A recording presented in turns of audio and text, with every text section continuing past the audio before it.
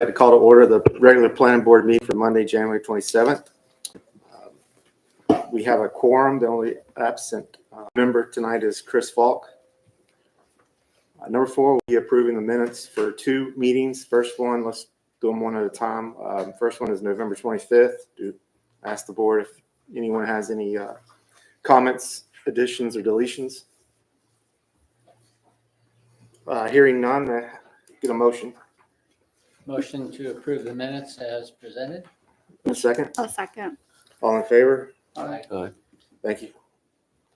How about for December 18th? Do I have any comments, deletions, additions? Hearing none, can I have a motion?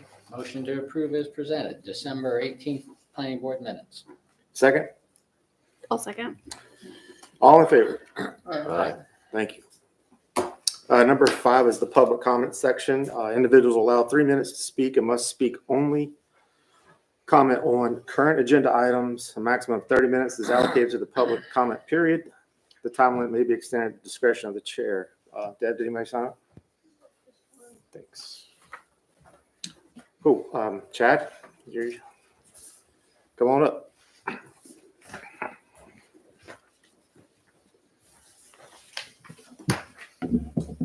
Good evening, Chad Emerine, 953 Eagle Road. I just wanted to say I am in support of the tree ordinance, but I would like to make one suggestion. In 917B, page 50, part F of the UDO for RCD neighborhoods, we have under forest lands, it requires an evaluation.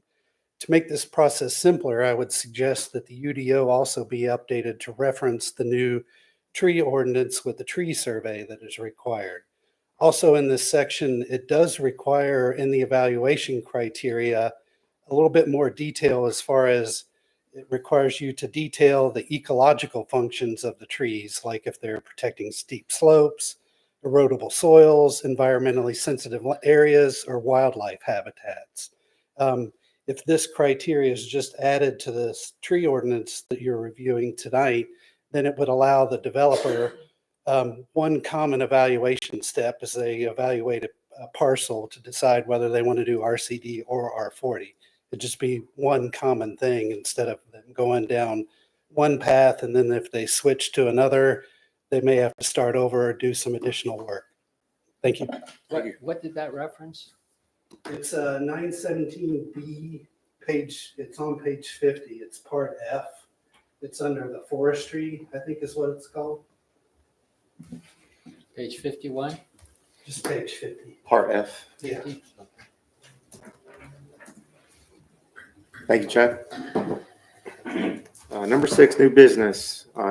Item A will be, public comments section is now closed. New business discussion and possible recommendation of text amendment 2025 XX section D 917A. I guess that's the I, street design and standards. Greg? Thank you, Chairman, members of the board.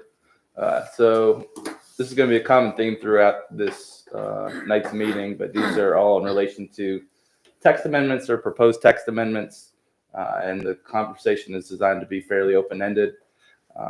In this case and several others, the impetus behind this is the January meeting of Town Council. It was expressed by the council that evening that perhaps we missed the mark on our cul-de-sac ordinance in not addressing things like street width or cul-de-sac size. And so in your packet, we were referencing this section, D917AI, street design and standards, where these dimensions would be located. There's also in your packet, it references subsection G of that portion that talks about private roads and gatehouses. The highlighted section states, any private road shall be built to state standards and meet all applicable minimum rights of way, pavement, and construction standards for public roads as established by the State Department of Transportation. Also notes that a certified engineer, in our case, LaBelle Associates, would verify that all private roads within residential neighborhoods conform to the required standards for roadway and design. And so that is to say, that if we're going to address things like street width and cul-de-sac size, it should be under these road standards or in reference to state road standards rather than in the cul-de-sac section, which is later referenced on your agenda. I've also provided you at your stations those state standards that are applicable to cul-de-sacs and road widths. So NCDOT has a roadway design manual as well as a subdivision design manual. So the first 2 pages of the roadway design manual that I included reference minimum width for roads. Roughly speaking, they range from 18 to 22 feet in size. So your typical car is 9 feet wide, 18 meaning that 2 cars can pass each other. These are for dead end roads, whereas larger thoroughfares where you usually have your 22 or 11-foot wide lanes. So that's just referencing, that's what the public standard is. That's what the state standard is that is referenced in our code. So if we're looking at, what is the road dimensions that the town adopts, we don't have separate charts or figures. We reference this design document. Your second one notes how a cul-de-sac is defined and references the subdivision roads manual.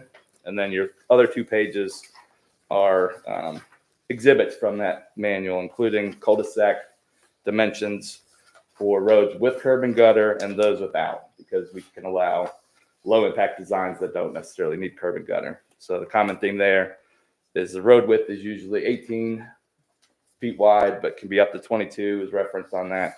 And then it shows your radii as well.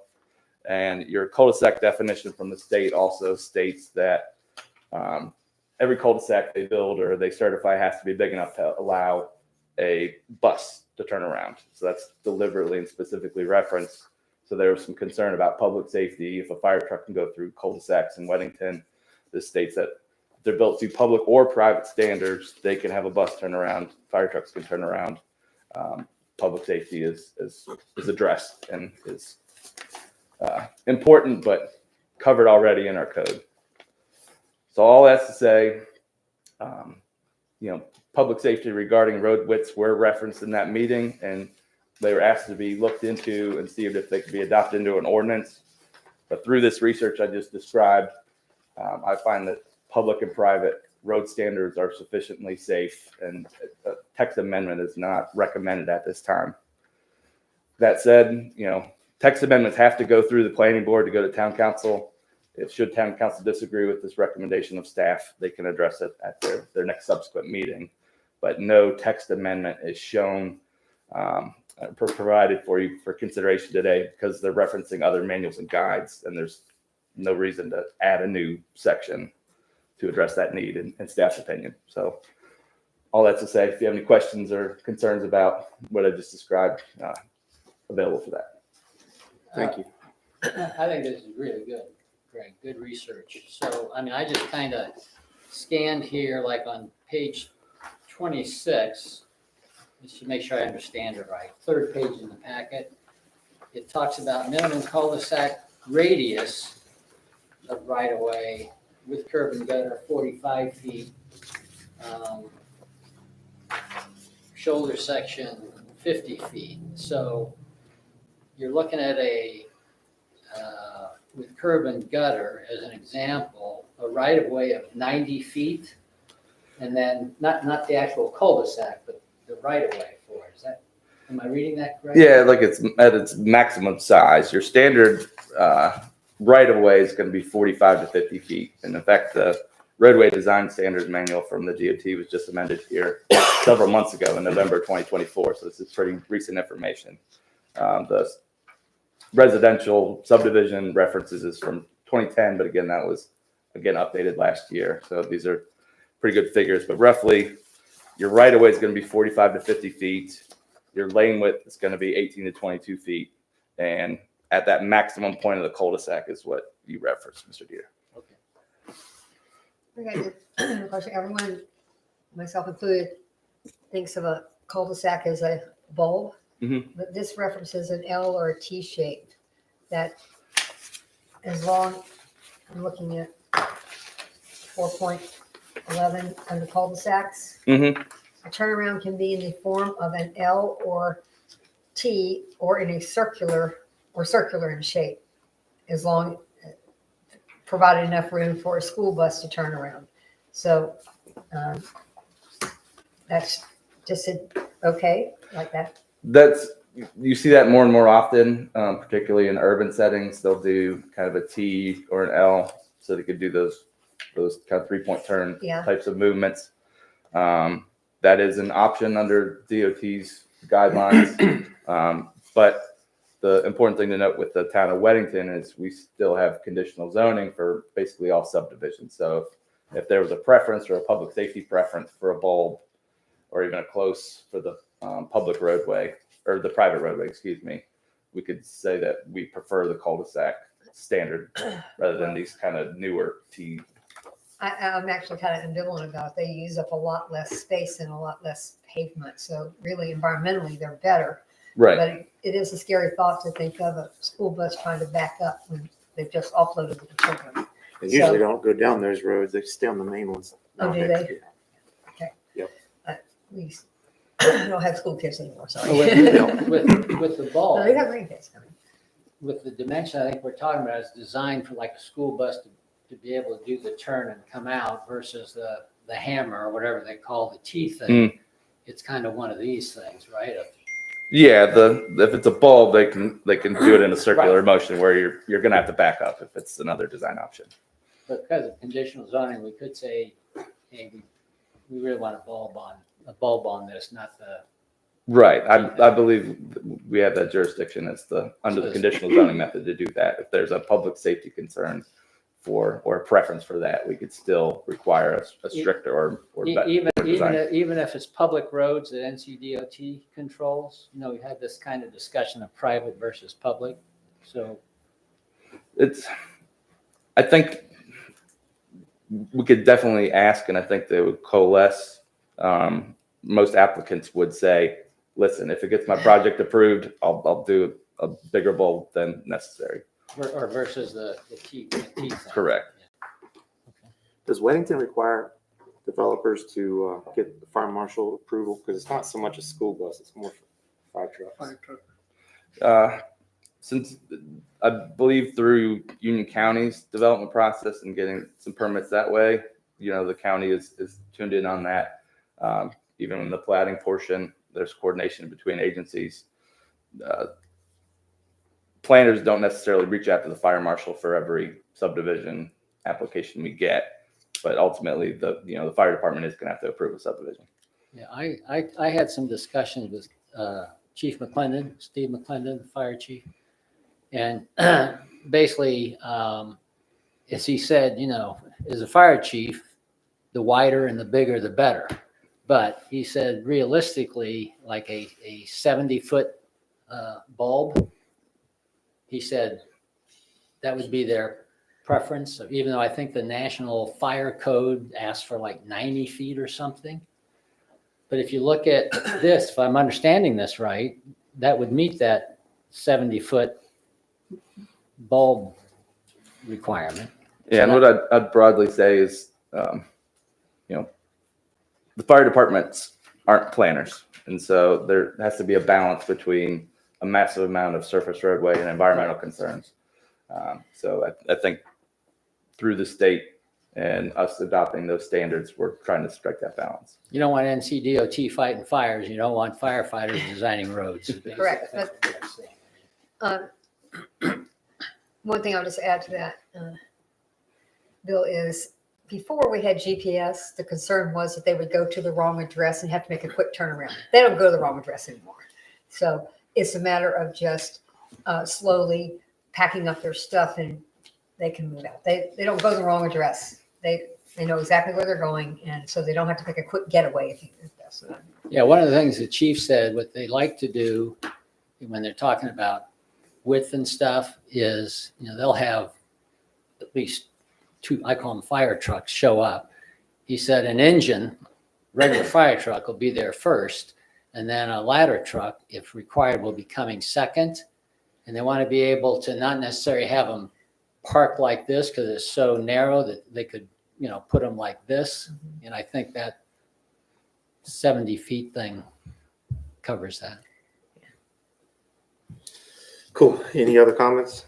And one question I have for Greg. Greg, are there any like profiles, road construction profiles that we have anywhere in the ordinances of UDO that conflict with NCDOT in any way, or do we just basically reference that NCDOT standard? We basically reference that standard in those multiple locations. So that's what we're looking for is, under cul-de-sacs, under street dimensions, do we have any exhibits? We don't have a very visual UDO, which has pluses and minuses. But in this case, we're directly referencing the public state standards. There's no other exhibits that may be outdated found in the UDO. Amanda, Manish, y'all have any comments? No, I don't have any. Okay. I guess I need to ask for a motion on this, Greg. If you're not recommending if you're not making a recommendation to do an amendment or a text amendment. Yeah, I'm not making a specific text request. By being on the agenda, I believe this can still go to town council. Is that correct, Karen? Or does a motion need to be made? I think to move forward, they need to move it forward. If you wanted to take it to the council and put it on as a discussion and get more specifics, maybe. How about I ask for a motion to agree or disagree with staff on not recommending a text amendment? Well, let me ask you this. This relates to road design and cul-de-sacs, right? And aren't we going to, under old business, we're going to be discussing the text recommendation? Should the text recommendation, instead of defining all this stuff, reference the NCDOT guidelines? Can we kill two birds with one stone that way? Yes, they were originally related in that this question came up during that cul-de-sac portion. So yes, we could add or modify that text Modify the amendment. text tonight? Mhm. Just a thought, Mr. Chairman. So should we just table it for right now and come back to it? Yes. Can I have a motion for that? To table? Yes, motion to table. A second? Second. All in favor? I Aye. All right, thank you. That makes sense. Item B is discussion regarding Appendix 2B, the buildable area. Greg? Yeah, thank you. So this is a broadly presented topic, one that I think we can have discussion on, but not necessarily need to make a kind of recommendation. But this was brought to staff's attention by the mayor and Councilman Smith about aligning our new land use plan with the UDO. So our guiding document matches our rules. This had previously come up under this topic, the lots in floodplains, where buildable area or buildable as a term is brought up under where if it's partially subject to flooding, the usable area of not less than 10,000 is our current standard. That was proposed for 40,000, but that in effect could make a lot unusable if the standard lot is 40,000 or less, which is a regulatory taking. So that was not recommended by this body at that time either, but that's where the topic started. And then buildable land is also referenced in Appendix 2B, which is the agenda item. So it talks about for any project in the sketch plan phase, which is what y'all would review and approve, a yield plan with 40,000 square foot minimum show 9,000 square feet of buildable area. That's a requirement to be shown. So that's something that you guys would review as well as ourselves. So this topic is brought to provide clarity on that, that idea of buildable land, which as a definition actually falls best under the tree ordinance, which we'll bring up in a moment, where buildable area is defined as the area outside of your setbacks, basically, but it also excludes easements and utilities. And then broadly, buildable area can also mean excluding environmentally sensitive areas. All that's to say, there's a couple ways we can skin this cat. We can say that the 9,000 square foot reference in Appendix 2B is not large enough. You could get it closer to that 40,000 that was originally sought by council, say 20,000. So it's half the lot has to be buildable and shown on those plans. There's also methods such as increasing the amount of open space that's required in development, but that still is not going to address individual lots or individual property owners. And so all this information is to say this is how the town of Weddington defines the buildable area currently, and it's not necessarily clear cut to applicants as well as the board on, when we're reviewing planning documents, does this meet the requirement of showing the buildable area? What does showing the buildable area on a site plan really mean? So if this board is inclined, we can increase that number here under lots and floodplains, as well as an Appendix 2B, either to match. So this is referencing 10,000. This is referencing 9,000. Option A is to have them align, make them the same number so it's consistent. Option B is to increase both of them through a text amendment. Or option C is to make no change, leave it as is. And I've referenced before, I think this idea of buildable land is more complicated than just making these two changes. The subcommittee's done a great job with the tree ordinance. That's an option D, is send this to the subcommittee to look at how this is referenced throughout the entire plans to make sure that we're meeting the intent of council and what they're seeking to do with this change. What's staff's recommendation? Staff recommendation is to make it consistent at least, so it's not 9,000 and 10,000. Staff does not want to make land unbuildable, unusable, and take somebody's property rights away. Yep. So I did not recommend the 40,000. I would not recommend anything close to the 40,000 in making that change. I think that's a slippery slope as well. If, So to speak, no pun intended. No kidding. uh, I had a question about this. Someone, we've been around a long time. I was thinking that part of this, help me here, showing the buildable lot is that we were using this for a yield plan for RCD, essentially. So you couldn't pretend, if you will, that a lot drawn on a map that was mostly in the floodplain that didn't have any place to build a house could be used in the quota for what you could put on the. Is that what you remember? yeah, I think that's the intent. But to Greg's point, there are so many issues and subtleties and nuances and impacts as you define this. I mean, I'm thinking that, getting that consistent. So let's say they both say 10,000. That's a real simple thing. But this to me almost seems like we did on the tree ordinance, a workshop. Because there's a lot of discussion and a lot that needs to go in. Might even be a couple of workshops, but that's my thinking. And we need our land surveyor here to help us. But I think what you said, Nancy, was the correct intent.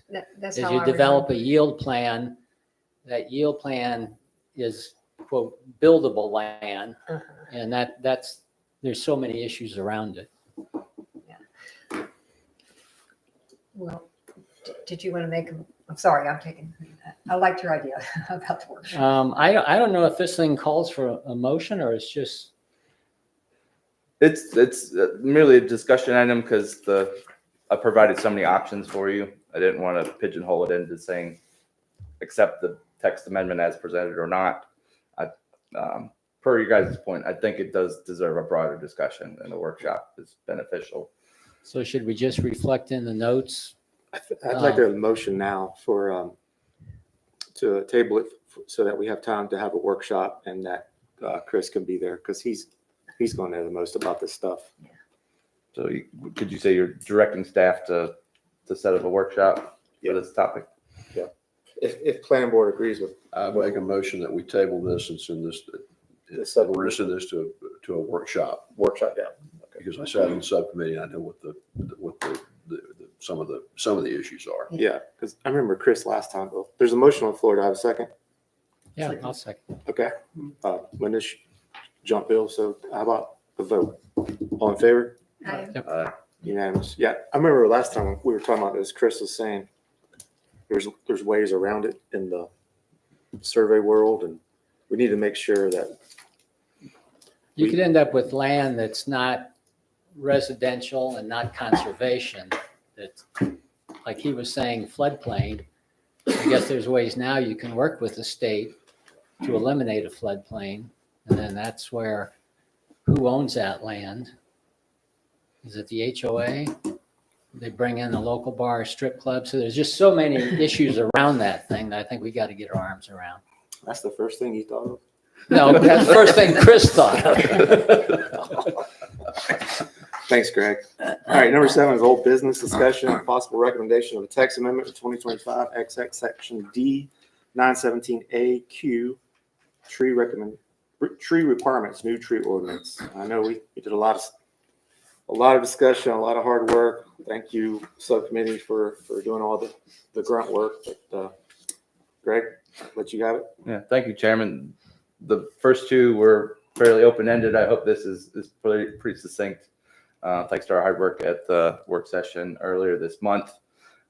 This is an amendment to what's roughly could be called our tree ordinance, but is the subsection called tree protection under Section D 917A. In our discussion, the primary things we were hoping to achieve was to define what a heritage tree is, what type of species it is, how large it is, in order to protect them.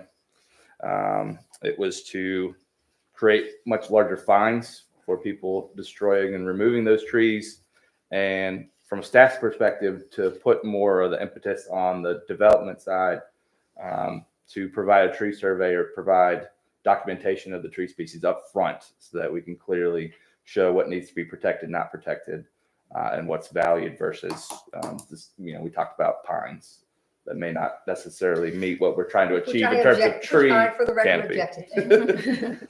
which they can still do. But tree canopy was defined in our workshop as a goal for the text amendment. Bill then reached out to the urban forester, and there was a few modifications from what we all had consensus with at the workshop. That's again providing a more specific definition of heritage trees. But that document was presented in your packet and is available for a recommendation to amend the text of Section D 917AQ to greatly improve our tree protection section of code. I think there's two things here, if I'm reading this right. One is the definition of a heritage tree, which I think we need to have a little bit of discussion on.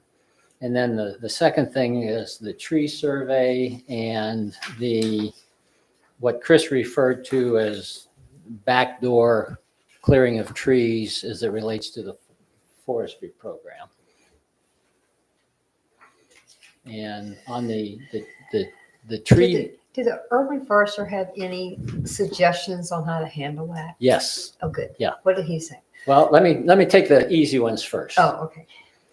Last time we did the heritage tree definition, we said, well, let's just make it deciduous trees. We said, urban forester said 90 to 95%. That would catch 90 to 95%, which are primarily oaks. So I sent him a note saying, hey, here's what we decided to go to keep it simple. And he came back and said, well, that's fine, but you're going to lose hickories, pecans, southern magnolias, which are a type of evergreen, red maples, sugar maples, elms, but you'd pick up gum trees so he proposed and this is in the packet, right, Greg? Mm-hmm. He proposed oaks and tulip trees, 20 inches DBH or larger, hickory and pecans, 18 inches or larger, southern magnolias, 18 inches or larger. They don't have needles, but they are an evergreen. Then he talked about red maples, sugar maples, and elms. And then the one I think we need to talk about is he said dogwoods, but he's looking at a 5-inch DBH or larger because dogwoods don't get that big. And previously we said, well, our minimum is going to be 8 inches. And Chris was saying when we do the survey, we make it 6 inches. So my question for the planning board is, to me, all of them, I think this is a valid definition. I'm just questioning dogwoods. I don't know how prevalent dogwoods are down here, and It's a going state down tree. to a 5-inch DBH, is It's a that, state tree. Can we Pardon? just make it 6 inches so it matches? well, I think if he says, I think it needs to go down. I think he They don't says, get big. you Yeah, get to no, a they certain don't. size, like that's what you're saying, when we said 20 inches, that wouldn't include hickories or pecans as heritage trees. So that's how he kind of was adjusting it, because oaks and tulip trees definitely going to get 20 inches and bigger. These other hardwoods that you would like to keep won't necessarily get that big. So, The only concern that I have from that is going to be that just like a redbud, a dogwood is an understory tree. mhm. And now you classify it as a heritage tree, something that may be in the area that is the only thing left after you clear. Now you're gonna prohibit that.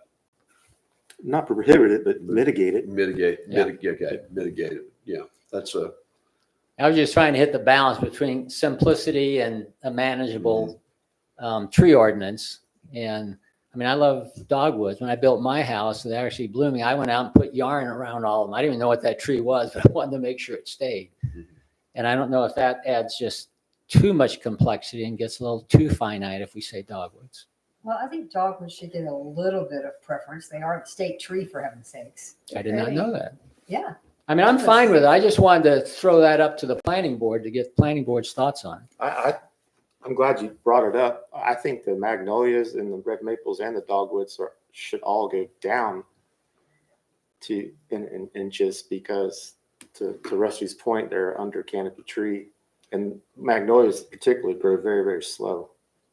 So, Except for that monster we have up there. yeah, that's also what, a 200-year-old tree probably. Oh, I know. That's what I'm saying. That thing is huge. It's not a tree. It's a forest over there. So what's the planning board saying in terms of heritage tree definition? I'm not sure I followed what the general consensus was. Well, it sounded like Travis thought that we should keep dogwoods at 5. Is that right, Travis? And I would lower the maples and the magnolias to 10 inches myself. yeah,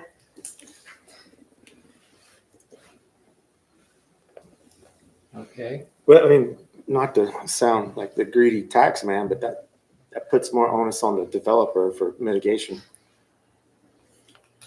So we're saying 20 inch for oaks and tulip trees, 18 inches for hickory and pecans, 10 inches for southern magnolias, other magnolias, red maples, sugar maples, and elms.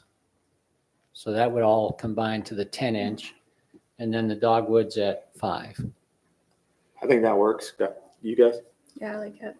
So does that mean that the developer will given this direction and he will make sure that these trees are preserved? Not preserved, but he'll have to mitigate if he has to take it out, or they have to take it. He'll put it back. Okay. Yeah. Okay.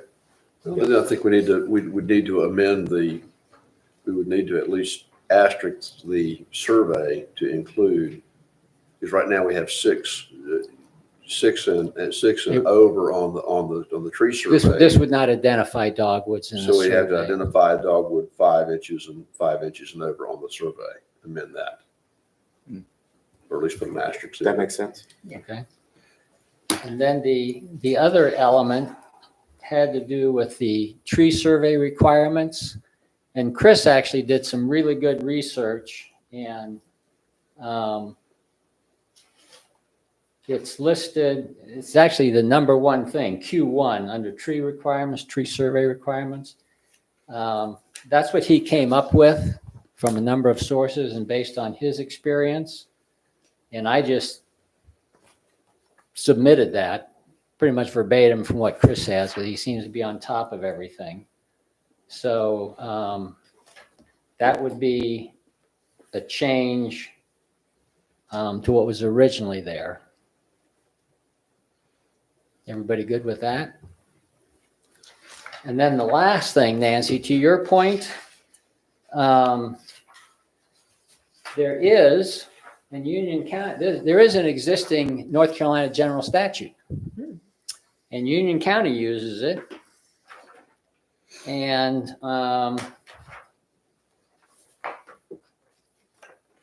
is that in the pack somewhere? I sent that in. There was 2 attachments in your email, and those 2 attachments, I think, are what are included in the packet. Okay, well, one of those was addressing it would be in the forestry program. And that was an email. I sent it to Greg and Karen and Chris and Rusty and Travis as the chairman. But if that's in the pack, the other people should have it too. I can read it if you want. Go right ahead. I'm Okay. listening and taking notes. Union County uses this and currently, and if there's a violation, a developer can be prevented from developing a property in Union County for 3 years or 5 years. It basically says, in accordance with NG North Carolina General Statutes 160D-921, the town administrator may deny a building permit or refuse to approve a site or subdivision plan for either a period of up to 3 years after the completion of a timber harvest if the harvest results in the removal of all or substantially all of the trees that were protected under the local government regulations governing development from the tract of land for which the permit or approval is sought.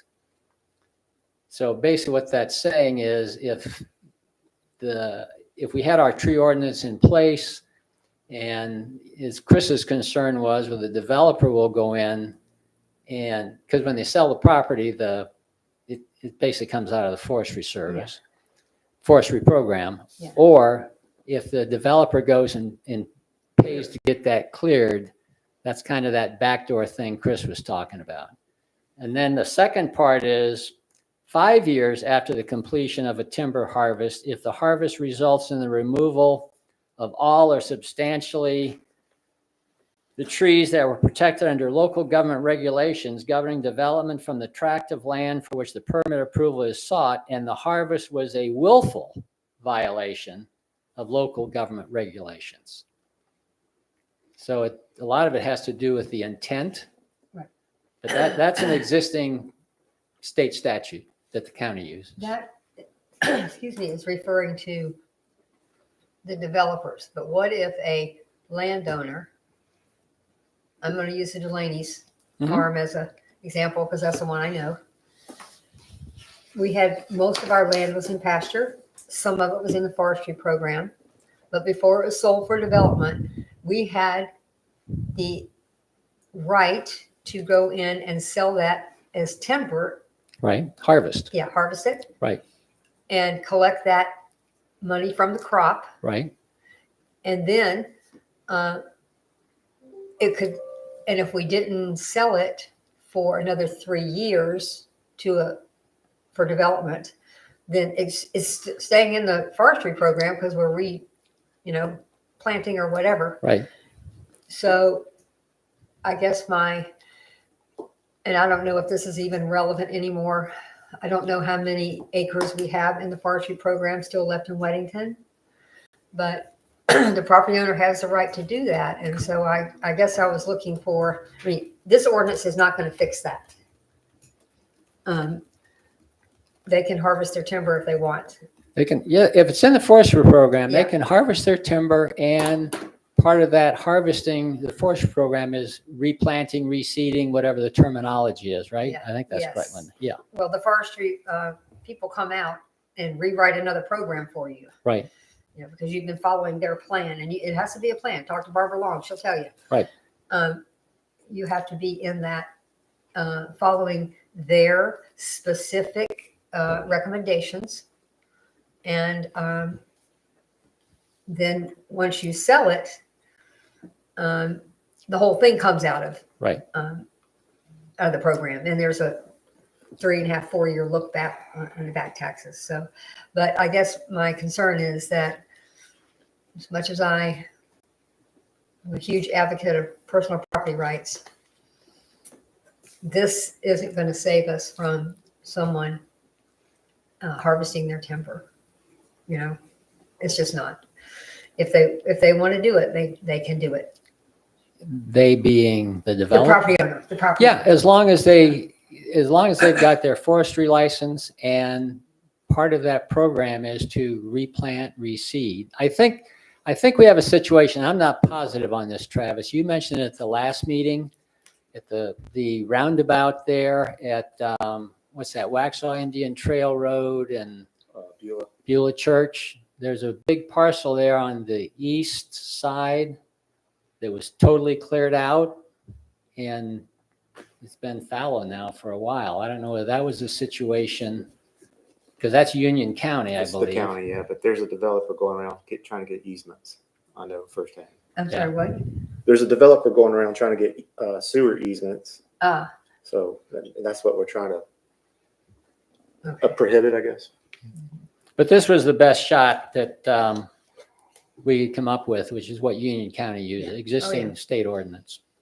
It's not going to be bulletproof, but I think it could help.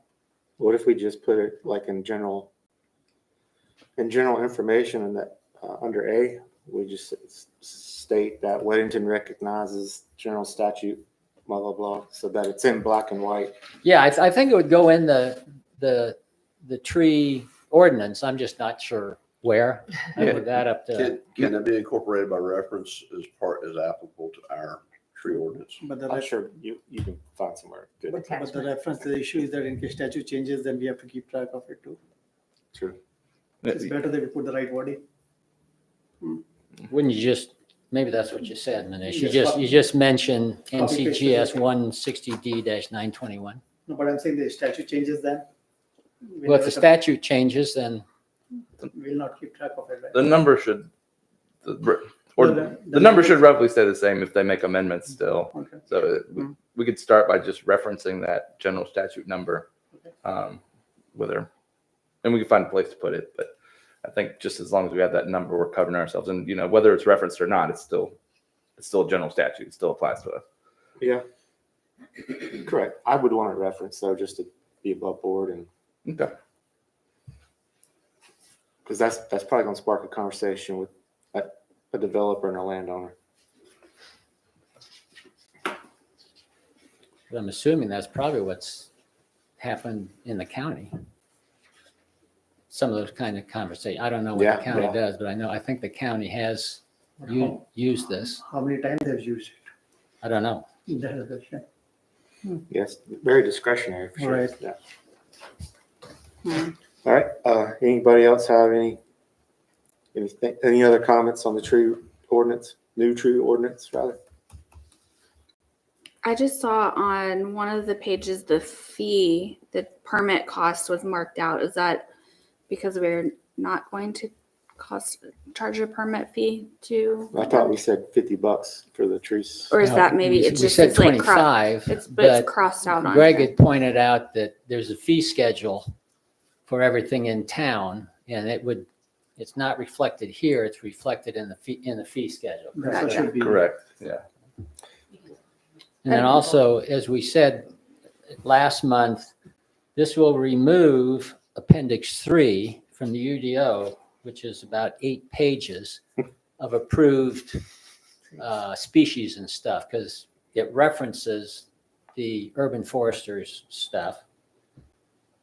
And then I did make one addition, and that is, did any of you go back and listen to council meetings or planning board meetings after the fact? Sometimes when I'm bored. I do all the time. And I've noticed 2 things, and we were talking about this before some of you got here. We are not speaking into the microphones. That's why I sit up real close. I was teasing Rusty. Rusty's like this. Why? So I just like to remind the planning board members to speak into the microphones, because when I listened to it a second time, I don't know if people caught this, but Travis had mentioned when we talked about tree protection fencing, orange plastic stakes, metal stakes every 8 feet, and he brought up capped metal stakes. from a safety type. So I added the word capped in there. Capped metal stakes, so. I don't know if anyone has a problem with You're just capped referring to metal. rebar caps, right? Oh, mushrooms. I had a question for board and staff. We really didn't discuss it much in the workshop, but what do we need to discuss? The mitigation costs and where that money goes. And is it just monetarily, or are we going to require so many inches per tree be put back in the landscaping and the common open space? Like, I don't think that we really defined that part of it. Did we? I thought we did. I think Well- there's like 4 trees to every one or something, right?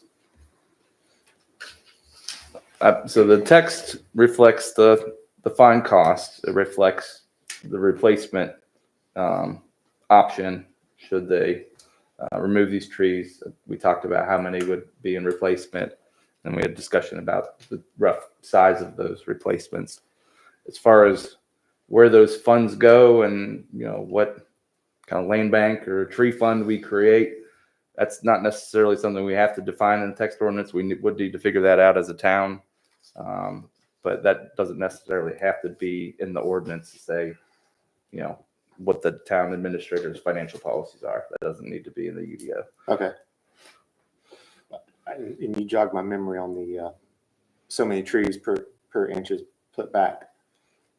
But in the towns that I've built in, there's a mitigation requirement of trees being put back, and there's also a monetary requirement. Mm-hmm. Okay. So we are going to get both. The way this is written. Yes. Where's that at? I I think- apologize.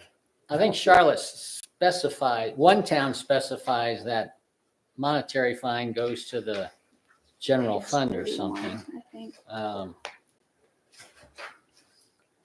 Let's see here. Number 11, penalties. Well, that's just if the penalties if they don't play ball, but this is up front. The very first one under penalties, in addition to other remedies and penalties provided by law in this UDO, a planning requirement of 4 trees for every tree removed, which may be assessed in addition to or in lieu of any monetary penalties. Okay, that sounds like it.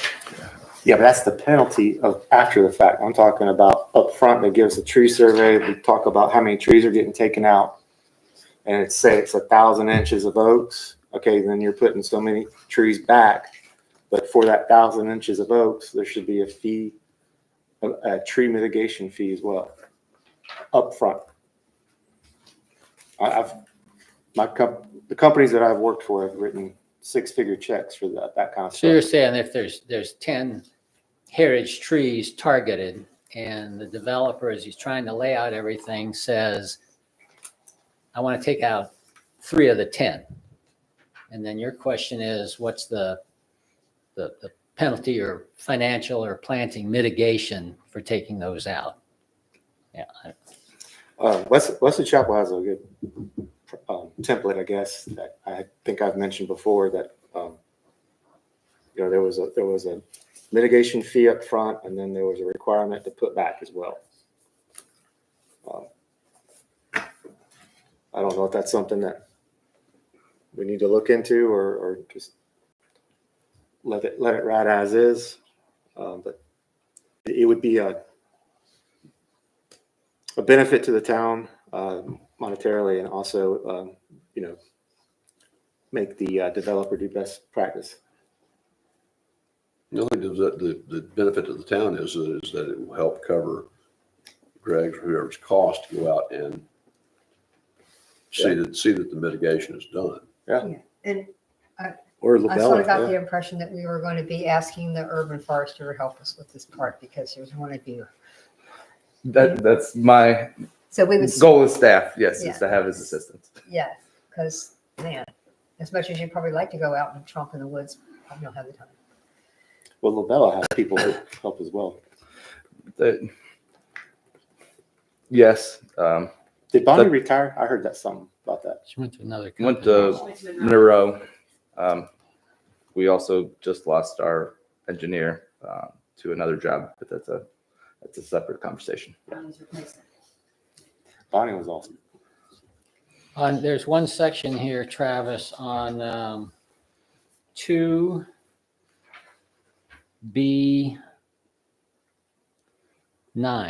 looks like, where removal of existing trees is approved within the tree preservation areas, new trees shall be installed in the general vicinity of the trees removed. The replacement trees shall be approved by the administrator and shall cover the same or greater canopy.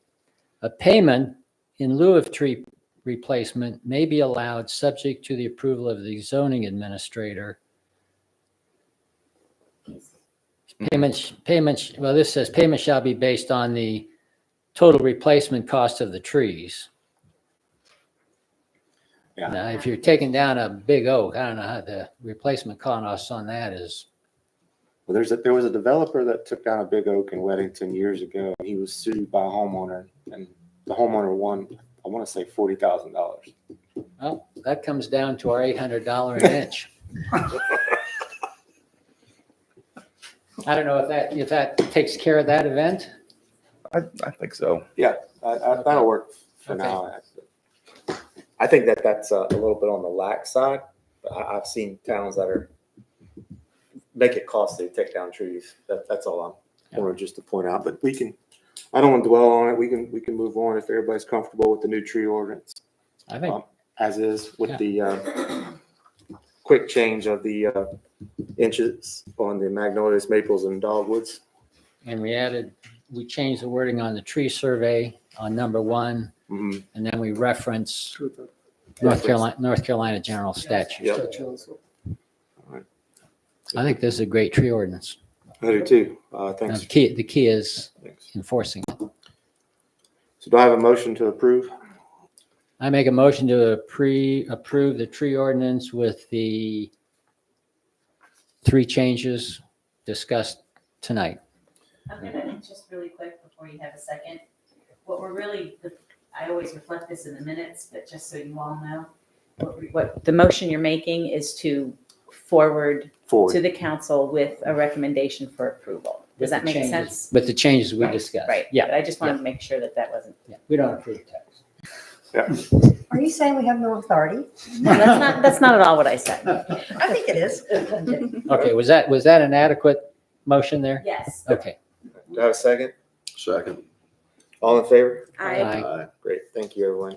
Can I add, maybe to staff or maybe even Mayor Bell, if somebody can reach out to the urban forester and thank him for his work and help. Yeah, he was tremendous value. And he wants to participate on any of this kind of stuff, so. All right, old business B is discussion and possible recommendation of text amendment, section D, 917A, J, cul-de-sacs. Greg? Yes, thank you, members of the board. So we've looked at this a couple times. It's gone before us. I think it was first here in October or November. Now we're in January. The reason it's on your agenda today, mistakenly labeled as new business on the slide, it's old business, but is this was brought before the town council in January, and they were not pleased with the wording or some of the language, specifically what I referenced earlier, and that in the interest of public safety, they wanted more information about the design of these cul-de-sacs, and acknowledging that we don't necessarily design public roads, we defer to the state, and our code references that, but if anything could be done about the private road standards. Otherwise, the text is exactly the same as reflected before for the reasons stated on the previous agenda item. Our design standards are identical for public and private roads. So private roads need to meet at least public standard, therefore are safe by that logic. And also in that this is not necessarily the best place to put those kind of amendments. This language regarding cul-de-sacs is talking about their length rather than kind of DOT road standards or dimensions.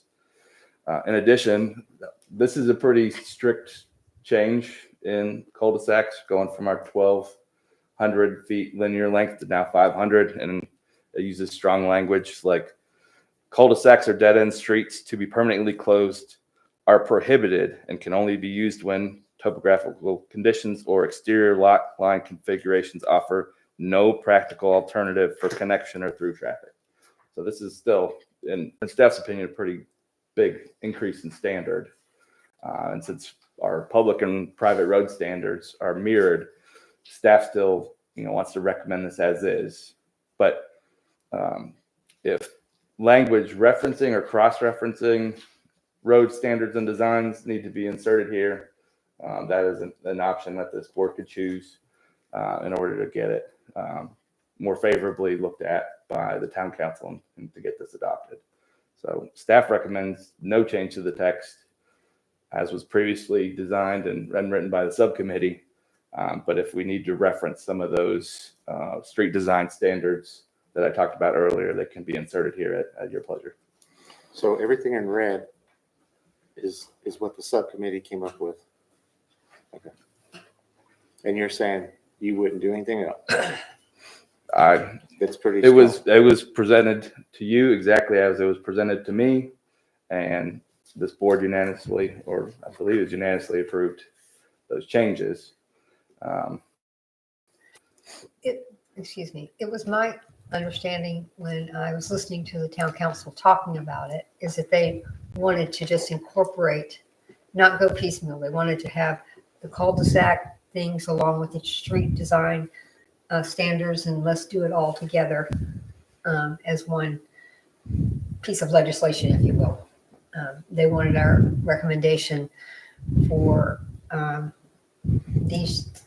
changes, talking about the ones that we just said we wanted to work group on. So I don't know. I think that they would say to us, I'm guessing, to hold off on this until we have, and bring them one whole package, because that's what I heard them say. Greg, is that what you heard them say, Mr. Mayor? Yeah, okay. So I think it's okay if we still hold this back until we have the whole thing together. Well, it's So after our the new workshop. business. I'm sorry, what was It's the new business item A and the old business item B that we need to combine. That's it, isn't it? But we're gonna have a workshop For the B only. for the, For buildable area. Only, that's all. That's for buildable area. Only for That's right? different. buildable That's, areas, isn't it? oh, I thought the okay, cul-de-sac. you're right. I thought the cul-de-sac topic at the council was, and I apologize, I don't have a copy of what the wording was. But I thought it referenced on private roads, because that's the only thing we can do something with. It references a close versus a cul-de-sac. And what does the ordinance say, cul-de-sac, or does it say close for private roads? There's a close section under private roads. Okay. Yeah. So it references close, and I think as part of that, we talk about referencing NCDOT standards, so you don't have to get specific into the details. And I think it was 20 feet? In the text, it's 35. I'm talking for the road. Uh, I think it was like 20 feet. I don't believe it went into road width. Okay. Because I guess the question I have is it relates only to private roads, basic gated communities, is NCDOT does not have a standard for a one-way road. And a close, you got, one coming in and one coming out, like you do at Highgate and a few other places. And does that have to be specified, or how?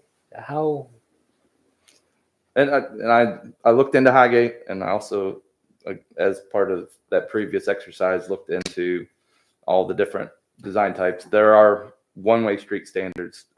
16 feet is even as wide as they can be, which is pretty generous for a one-way road.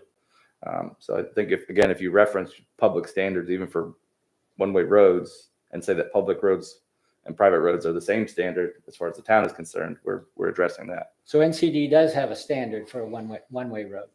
Okay, I didn't see that. That's, because my question is 16 feet, one way is good. I think the concern from the council, and a pretty valid concern, is you take a garbage truck or a school bus 10 feet wide, so you got 6 feet left. If anyone's parking on the road, which people will do, you can't get by.